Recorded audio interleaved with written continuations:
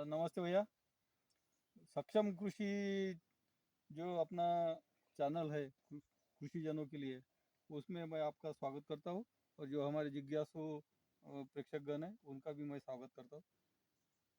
भैया, आपका जो सफ़र चला जिंदगी का, वो बहुत कठिन काल से गया। हाँ। बराबर है। वो सफ़र के बारे में आप थोड़ा सा हमको कुछ बताएं। पहले तो आप राम राम राम, आपको राम राम। राम। आपने बहुत कठिन परिश्रम लिया और मेलघाट में आया और मेलघाट का अति दुर्गम भाग रानी गांव में पहुंचा। सबसे बड़ा आपका धन्यवाद। धन्यवाद। हाँ, शुक्रिया। तो साहब, मेरा नाम है लक्ष्मण भिलावेकर। हाँ जी। मैं रानी गांव का रहने वाला हूँ हाँ हाँ और मैं छोटा सा किसान का बेटा है। हाँ। मैं ये भूमिहीन काश्तकार का बेटा है। तो परिस्थिति गंभीर था, मैं गरीब था उस टाइम पे 1972-73 में। हाँ। अपना रोड काम चालू था, आश्रम के काम चालू था। ऑपरेट में रोड में गिट्टी फोड़ा, खंती खोदा, वैसा मैंने मेरा जीवन उधर निर्वाह किया। उधर निर्वाह हो करते गया। आते आते फिर होने के बाद कुछ दिन दूसरे के हाथ के नीचे मैं लेखी काम किया। पहले शिक्षण पढ़ा था, थोड़ा सा, ज़्यादा नहीं, थोड़ा सा लेखी काम किया। एक धन्य दुकानदार के पास उसका लेखी काम करता था, तो वो मेरे को नीचे का मटेरियल खाने को देता था। उस पर मैं साल भर चला। उसके बाद में फिर वो जो दुकानदार था वो गांव वाले को वाटअप ना करते हुए एक दिन का वाटअप करके गांव में लेके चले जाता।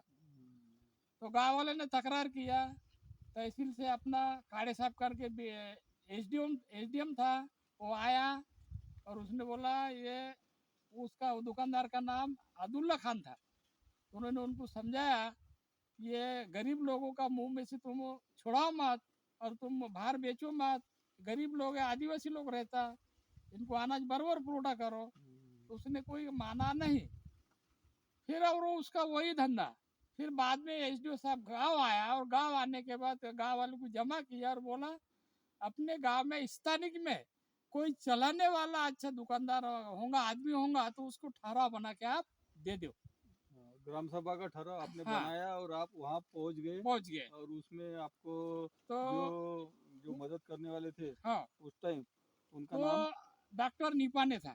ठीक है, अभी वो भी अभी ये दुनिया में नहीं रहे। नहीं रहा वो। हाँ, तो डॉक्टर निपाने साहब ने मैं ठहराव पंचायत बिठाया, वहाँ पंचायत में ग्राम सभा के अंदर वो ठहराव बना के दिया। साथ में उन्होंने मेरे को धारनी लेके गया।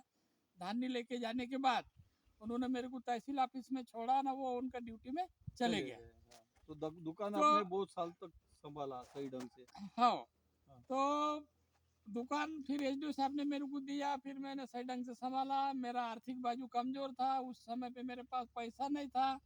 फिर साहब ने मेरे को पूछा कि तुम्हारे पास पैसा है क्या? मैं बोला साहब कितना पैसा लगता है? तो मैंने बोला 30,000 रुपये लगता है। साहब ने बोला, मैं बोला ठीक है साहब है। आपने सब पैसे का मैंने जुगाड़ करके, हिम्मत करके आपने पैसा पैसा जोड़ा। नहीं है मेरे पास, फिर भी मैंने हिम्मत किया और साहब को बोला कि साहब मैं चलाता और मेरे पास पैसा है। फिर गांव आने के बाद फिर 2-4 साहूकार के पास गया, उनसे ब्याज से पैसे लिया और दुकान ऐसा चलाना चालू किया। साल भर मैंने दुकान चलाया। चलाने के बाद ब्याज वाले नहीं सुधरन दे रहा, मेरे को कुछ बच रहा नहीं था मुनाफा। इस वजह से मैं दुकान छोड़ने के लिए तहसील ऑफिस में पहुंचा और फूड सप्लाई इंस्पेक्टर खान साहब था, उनको मैं बोला साहब मैं दुकान का राजीनामा दे रहे। तो उन्होंने मेरे को दिलासा दिया, तुम ऐसा मत करो, तुम घर से गरीब है, तुम्हारे को सहारा नहीं है, तुम ऐसा करो, तुम माल में ला के दे दो, तुम बेच के मेरे को पैसा ला के दो। तो उन्होंने मेरे को आगे का 5 साल उन्होंने उधार में माल डाला और मैंने उनका अमानत पैसे बाय पास उनका बाय प्रोसीजर उनको देते गए। उसको 1 रुपए का भी कहीं नुकसान होने नहीं दिया। और उनका साथ मिलने से, वो धंधा 5 साल में चलने से मेरा आर्थिक बाजू थोड़ा सा जगह पे आ और गया लोगों को भी अनाज रेगुलर मिला। और लोगों को सबको अनाज मिल रहा है, लोगों भी खुश है। सब लोगों को अनाज मिलने के बाद वो खुशी रहना है। हाँ हाँ। फिर वो होने के बाद मेरा आर्थिक बाजू थोड़ा सा अच्छा हो गया। फिर उसके बाद में फिर ये राजनीति बीच में आया, पंचायत समिति। तो पंचायत समिति के इलेक्शन में कुछ लोग नीचे से आया, भैया बोले आपको खड़ा रहना है, खड़ा रहना पड़ेगा, हम टिकट देंगे फलाना, ऐसा मेरे को उकसाया। तो आप उपसभापति बन गए तो उस मैं time? वो पीरियड में फिर इलेक्शन में खड़ा हो गया, उपसभापति बन के भी सेना से टिकट से चुन के आ गया, फिर वो हो गया मैं। और ये खेत का प्रवास कैसा रहा आपका? फिर खेत का पराव ऐसा हो गया कि फिर वो जो कंट्रोल का मेरे को जो मुनाफा था वो पैसे का मैंने लिया बकरी, हाँ जी। और बकरी 2 साल जा रखा, उनको पूरा जमा करके निकाल दिया, और फिर लिया भैंस, और भैंस 4 भैंसा लिया था अच्छा गाभन, उनको निकालने के बाद फिर ये जमीन बेचने वाला था एक किसान छोटा सा, वो 4 एकड़ जमीन है। तो उन्होंने फिर वो दो बाप बेटा घर को आया, मेरे को बोले भैया हमको तो जमीन उधर गांव दूसरा एमपी में है, ये जमीन हम छोड़ रहे हैं, तुम ले ले बोले। फिर मैंने बोला ठीक है तहसील में चलो। फिर तहसील में गया, फिर लिखा पढ़ी किया, फिर वो जमीन उन्होंने नाम पे चढ़ा के दिया। अब जमीन चढ़ने के बाद मेरा खेती किसानी चालू है। हाँ, तो अभी आप जैसे पहले भूमिहीन थे तो आपने खेती भी खरीदी किया, हाँ तो खरीदी करते करते आप वो अभी आज से लेके तो 4 साल पहले, हाँ। तो 4 साल पहले आपके जीवन में ऐसा क्या परिवर्तन आया कि आप एकदम से ऐसे रक्तचंदन के झाड़ के लगाने के मानसिकता में आ गए?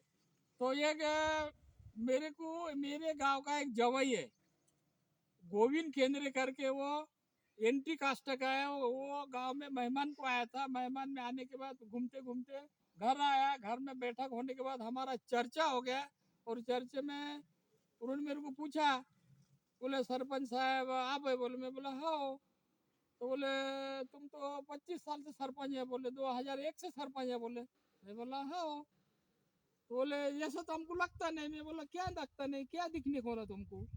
मैंने बोले हमारे इधर का तो सरपंच और तो तुम्हारे इधर का आमदार बराबर ही नहीं होता, बोले। हमारे इधर का तो 5 साल के अंदर ये बंगला गाड़ी घोड़ा ये गादी कुर्सी अने दुनिया भरी का तामझाम हो जाता है, और तुम 25 साल में तुम्हारा घर में बैठने को कुर्सी नहीं है, और तुमने क्या कमाया, बोले। फिर मैंने उसको जवाब दिया, भैया आपका राजकारण अलग है मराठवाड़ा का, हमारा राजकारण अलग है। आपने मेरे को जो पूछा ये मेरे लिए बहुत अच्छी बात है। तो मैंने धन का अपेक्षा नहीं किया, मैंने जनता का सेवा किया। हाँ, बहुत अच्छा। और फिर उसके बाद में उन्होंने बोला तुमको कितना बच्चे हैं और तुम्हारा खेती में कितना पकता?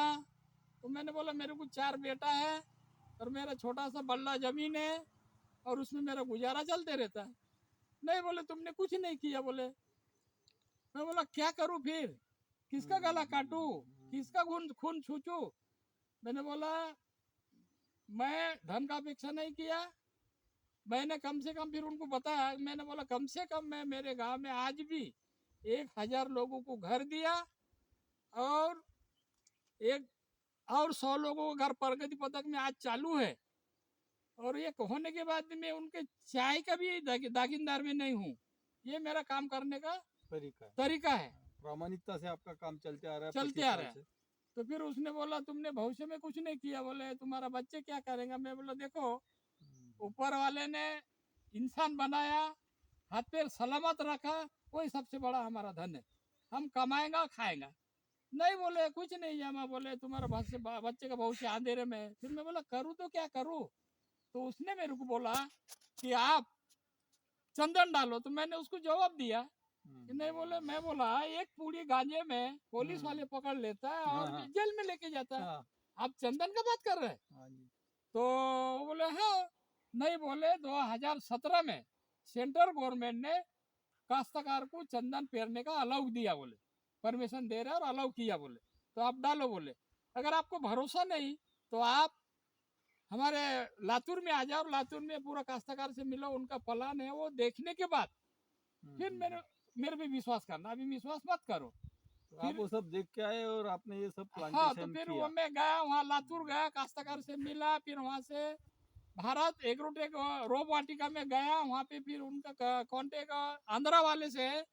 फिर उनसे मैंने फिर बुकिंग किया, और जून महीने को मैंने रोप मंगवाया, और लाने के बाद गोविंद केंद्र ने मेरे को पूरा आखिरी तक साथ दिया, प्लान डालने का, बताने का, अंतर बा कितने का पूरा उन्होंने साथ दिया और फिर मैंने प्लान लगाया और अभी प्लान मेरा चालू है। अभी ये कितने बाय कितने अंतर पे है अपना ये दो ओड़ी ये में का अंतर कितना है? झाड़ से झाड़ का अंतर 10 फुट है दो और ओड़ी ओड़ी का अंतर है 15 फुट है। 15 फुट, हाँ ओड़ी का अंतर 15 फुट है और दो झाड़ का अंतर 10 10 फुट फुट है। है, और 3 साल अपने को हो चुका है। हो चुका है ये बरसात में, हाँ यानी 19 जून को 3 साल इस झाड़ को पूरे हो गए। पूरा हो गया, ऐसा है। तो इसमें आपने जो अभी मैंने जो सुना है कि आप कोई केमिकल इसमें आपने इस्तेमाल नहीं किया। नहीं, आपने मैंने प्लानिंग क्या किया कि जिस टाइम पे मेरे को रोप लगाना था हम्म, तो मैंने पूरा गड्ढा खोदा। गड्ढा खोदने के बाद फिर गांव में से सेन खत लाया और सेन खत लाने के बाद फिर वो मिट्टी में मिलाया और वो गड्ढे में दबा दिया हम्म, और जून महीने में झाड़ लाया और फिर वो गड्ढे में डाल दिया। डाल दिया। मैंने इसमें रासायनिक का वापर जरा सा भी किंचित नहीं किया, पूरा ऑर्गेनिक मेरा ये रोप है, रोप ऑर्गेनिक है से। अभी। और इसका आपने तो झाड़ पेड़ लगा लिया, हाँ फिर इसका संरक्षण कुंपण का कोई आपको अड़चन हाँ, आया? तो मैं झाड़ तो लगा लिया, फिर बाद में मेरे को ख्याल आया कि यार अपना जंगल तो पूरा कोरडू क्षेत्र है, फिर इधर तो पानी का सोई नहीं है, फिर दूसरी बात यहाँ लाइट नहीं है। अबे आवारा ढोरे गांव का ये तो आके खा लेंगे, अपना प्लान फेल। फिर मेरा बेटा के साथ बैठक हो गया, उनसे चर्चा किया, उन्होंने हिम्मत दिया कि अपन खेत को बागुड़ लगाएगा। मैं बोले बेटा कैसा करेंगे? तो बोले आप बागुड़ लगाओ, कुछ हम मदद करेंगे, कुछ तुम मदद करना, ऐसा हम सब मिल के 3-4 बाप बेटा मिल के पूरा खेत को कंपाउंड किए, तार कंपाउंड, जाली कंपाउंड। कितना खर्चा है इसको आपको? मेरे को जाली तार कंपाउंड का 3 लाख खर्चा है। 3 लाख। हाँ, तो फिर संरक्षण हो गया तो आपका फिर उससे। झाड़ का संरक्षण हो गया। अब वो तो हो गया मगर पानी नहीं है, ये दूसरी समस्या खड़ी हो दूसरी समस्या खड़ा हो गया। अब झाड़ तो लगा मगर पानी नहीं है। गई। फिर अचानक मैं गोलई के जतरा में गया था, वहाँ बोरिंग मशीन चालू था। हाँ तो जी। वो बोरिंग मशीन देखते देखते मेरे को याद आ गया, साला अपन भी डालेंगे, अपन तो झाड़ लगा मगर अपने को पानी नहीं। हम्म, फिर मेरा जागृति आया, फिर मैंने वो बोर वाले से बातचीत किया। हम्म, तो फाइम सेठ अपना धारनी वाला था। धारने वाले पानी से। मैं बोला सेठ मेरे को बोर लगाना मगर पैसा आज मेरे पास नहीं है, कपास बेचेंगे और देंगे। तो बोले ठीक है लगा ले, बोले कोई हरकत नहीं। उन्होंने मेरे को साथ दिया, उन्होंने उनका बोर लाया, बोरवेल मशीन लाया, मैंने खेत में बोर किया, 270 फुट में पानी लगा। हाँ जी। और इतने बड़े टेकड़ी पे, इतनी ऊंचाई पे आपको 270 270 में पानी लगा और पानी लगने के बाद मेरे को थोड़ा समाधानी सुकून हो गया। फिर आप लेट नहीं, लाइन नहीं है। लाइन नहीं, अब करना तो क्या करना, पानी तो लगा। हम्म, फिर बाद में अपना गवर्नमेंट का ये सोलर प्लांट चालू था, हाँ, योजना। योजना। फिर वो योजना में मैंने अर्जी किया, ऑनलाइन फार्म भरा, वो और मंजूर आपको हो गया। सोलर प्लांट मिल गया, प्लांट मिल गया। सोलर प्लांट मेरे को मिल गया और सोलर प्लांट डाला और डालने के बाद फिर वो मोटर से मेरा पानी का सिंचाई चालू है। हाँ, तो अभी आपका ये अभी सिंचाई आप ऐसा पाट से करते? नहीं अभी तो अभी क्या आर्थिक बाजू स्प्रिंकलर? कमजोर के वजह से धीरे धीरे चालू है। अब बहुत सारे सोच है, बहुत सारे आगे अपने को उसको ये टेक्निकल का उसको ये पुराना है मगर अभी धीरे धीरे चालू है। अब इसमें मेरे को ठिबक बिठाना है। ठिबक? हाँ हाँ, तो ठिबक बिठाएंगे आप तो आपके इसको जैसा भी जरूरत के हिसाब से पानी देते आएंगे और कम पानी में आपको हाँ सुविधाजनक ये झाड़ पेड़ बढ़ने में। हाँ और उसमें आपको यदि आपको ऑर्गेनिक बायो फर्टिलाइजर डालना है, माइक्रो न्यूट्रिएंट डालना हाँ है, सॉइल कंडीशनर डालना है, हाँ या फिर इंसेक्टिसाइड पेस्टिसाइड जो भी उसको आपको जमीन में देना है, हाँ वो आपके लिए सुविधाजनक हो जाएगा। हो जाए। और ये साथ में अब ये और भी आपको आपका कुछ भी तो प्लानिंग होगा कि भैया अब ये 20 साल 15 साल की फसल को अर्ली जैसा 10 साल में 8 साल में हम हाँ कभी सुन के आए बहुत सारी जगह से, तो वैसा भी आपके कुछ दिमाग में है? नहीं मुझे ऐसा लगा कि अभी अपने को ज्यादा 3 साल बाद खेती पे रन नहीं देगा क्योंकि झाड़ झाड़ भीड़ जाता। फिर अपन तो मेरा परपंच तो भूखा मारेगा। फिर मैंने करना क्या, फिर और मैंने दिमाग में सूझा और आपके जैसे जो विद्वान लोग आते रहता मिलते रहता, उन्होंने कुछ दिमाग दिया, उन्होंने हमको सब बताते गया कि भाई आप ऐसा करो। तो फिर मेरा ध्यान में आ गया कि भाई अब इसके बाद अपना परपंच क्या खाएगा। फिर मैंने सोचा कि भाई इसमें छाव में आने वाला फसल अपन पेरेंगे। जैसे अदरक हो गया, अदरक हो गया, हल्दी हो गया, हल्दी हो गया। अभी काली हल्दी भी आई जो हाँ, 60,000 रुपए क्विंटल बिकती तो है। अभी बस पेरनी बंद होने के बाद मेरा प्लान है अदरक और हल्दी डालने का तैयारी है। हाँ, तो उसके लिए आपको इसमें गाल, तालाब का गाल और शेन खत और अपना वाड़ू हाँ, और ये ऑर्गेनिक मैन्योर, कंडीशनर, हाँ, ये सब चीज़ जैसे कि आपके ये जो झाड़ पेड़ है हाँ, इनको न्यूट्रिएंट भी मिल सके, हाँ, पोषण भी मिल सके और आपकी हल्दी हाँ, जो कंद वर्गीय है, हाँ, आला वर्ग कंद वर्गीय है, हाँ, उसके मूल में भी कोई जंतुअन न लगे। ना लगे। तो वो हिसाब से आपका प्लानिंग बहुत अच्छा चल रहा है। हाँ ना। अभी ये जो है तो ये झाड़ से अपने को अपन अभी उत्पन्न के बाजू में आ जाएंगे। हाँ, तो आपको ये झाड़ का भी जैसा आपने बोला कि भाई ये झाड़ आपको कटाई में कितने साल में आएगा? अब वो कितने साल में आता है मेरे को तो अभी अनुभव नहीं है, मेरा पहले ही टाइम है। लेकिन कुछ तज्ञ लोग, कुछ जानकार लोग, किसान लोगों से पूछते गया, वो लोग बता डायरेक्शन देते गया। तो ये बोला कि अपने को 15 साल के बाद ये उत्पन्न देगा झाड़। 15 साल तो इसको 15 साल मेरे को संभालना है। तो 15 साल में अपने को 15 साल बाद ये झाड़ का जैसा अभी गाभा है हाँ, तो या फिर जो भी ऊपर का तना है हाँ। तो ये गाभा अपने को कितना मिल सकता है? तो अपन ने कम से कम अंदाज लगा कि 15 साल के बाद झाड़ का अपने को गाभा कम से कम तो भी 20 किलो मिलने को ना। 20 किलो और उसका उस टाइम रेट क्या रहेगा तो उसका उस टाइम किलो का? रेट, आज के मार्केट रेट 15 से 20 हजार रुपये किलो है। हाँ। समझो अपन 20 हजार रुपये किलो से मिनिमम आगे भी पकड़ा, हम्म। तो कम से कम एक झाड़ अपने को अगर 15 से अपन गुनो 20 को अपना 20 हजार से अपन किलो को गुनो तो 20 किलो का गुनो तो कितना हो रहा हो? 4 लाख रुपए एक झाड़ 4 पे लाख हो रहा रुपए है। एक झाड़ 25 दे रहे किलो अपने को। गिनेंगे तो 5 लाख हो रहा है। हाँ, तो सरासरी अपने को झाड़ 4 लाख रुपए 15 साल के बाद एक झाड़ देगा। देगा। हाँ, और अभी अपने झाड़ है 200, अपना झाड़ है 600। 600 है, हाँ, ठीक है ना? हाँ, छः छः चौक जो भी बनेगी कीमत हाँ ना, जो करोड़ों में आएंगी, हाँ ना, बराबर है। तो उस टाइम का वो अपना अभी जो आपका विजन है हाँ, बहुत बढ़िया विजन है।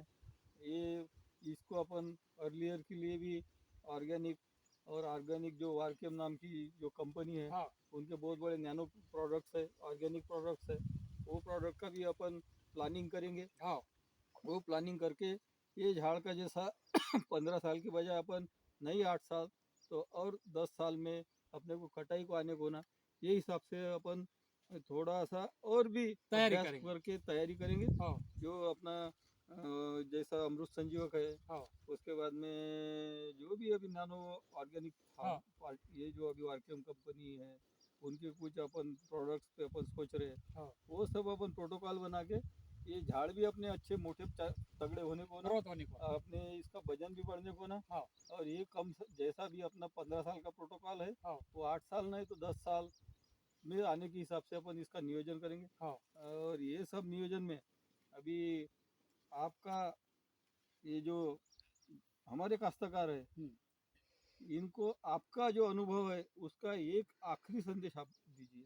हाँ, तो मैं अपने मेलघाट का, अपने इलाके का जो भी किसान को एक संदेश देता हूँ कि भाई अपना उम्र पीढ़न पीढ़ी चलते आया, अपन जवारी पेर रहा है, सोयाबीन पेर रहा है, कपास पेर रहा है, वही वही वही वही। तो कुछ तो भी अपन आधुनिक खेती करो और आधुनिक के तरफ चलो, ताकि अपना उत्पन्न बढ़े, अपना आर्थिक बाजू सुधर जाए।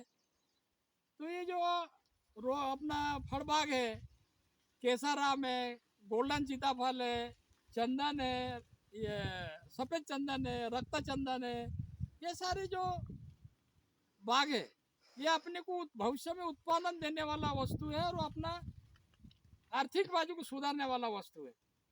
तो ज़्यादा करके किसान को मेरा यही कहना है कि भाई आप ज़्यादा से ज़्यादा आधुनिक खेती करो और कुछ तो भी परिवर्तन लाओ, तो आप लोगों का अच्छा भविष्य निर्माण होगा। एग्रो फॉरेस्ट्री में आप रक्त चंदन की बात करते हो, हम्म। एक बात, उसके बाद में आपने केसर आम की बात किया, हाँ, हॉर्टिकल्चर में, हाँ, उधर सीताफल है, हाँ, उधर तो अपन जाएंगे। हाँ, अभी ये वीडियो अपन यहाँ रोकेंगे इसको हाँ, और अपन उधर जाएंगे। तो इसके साथ में अभी अभी तक का जो हमारा सफ़र चला हम्म। वो बहुत ही संघर्षमय चला। हाँ, एक जो किसान उसको जिंदगी जीने के लिए कोई साधन नहीं है, हाँ। उसने आज अपनी जिंदगी में संघर्ष करते हुए, हमारे लक्ष्मण भैया ने संघर्ष करते हुए आज ये रक्तचंदन की जो एग्रो फॉरेस्ट्री है इसको विकसित किया, अपने को संदेशा दिया।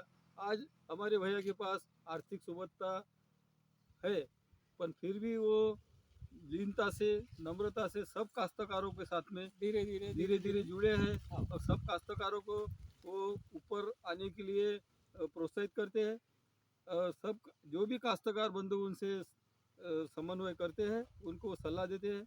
ये सभी उनका जो जीवन प्रयास है वो आगे भी अच्छे ढंग से चले, सुख समृद्धि उनके जो भी परिवार और उनको भी प्राप्त हुए, इस आशा से। और हमारे काश्तकारों को भी एक नया अर्थकारण का रास्ता बताया। ये सब देखते हुए मैं हमारे जो सभी देखने वाले जो दर्शक है इनके तरफ से और हमारा सक्षम कृषि जो चैनल है इसके तरफ से मैं आपका बहुत बहुत आभारी हूँ। धन्यवाद। राम। धन्यवाद साहब आपको भी। सूर्य भाई अभी आया कि नहीं आया, देख ले। पूरा निकाल ले, आराम से घूमो, घूम घूम के घूम घूम पूरा खेत का ले घूमो, तुम घूमो ना उधर मुंह का मत करो, सेव करना पड़ता है कि पूरा उसको घूमो ना। बटन नहीं दबाएंगे।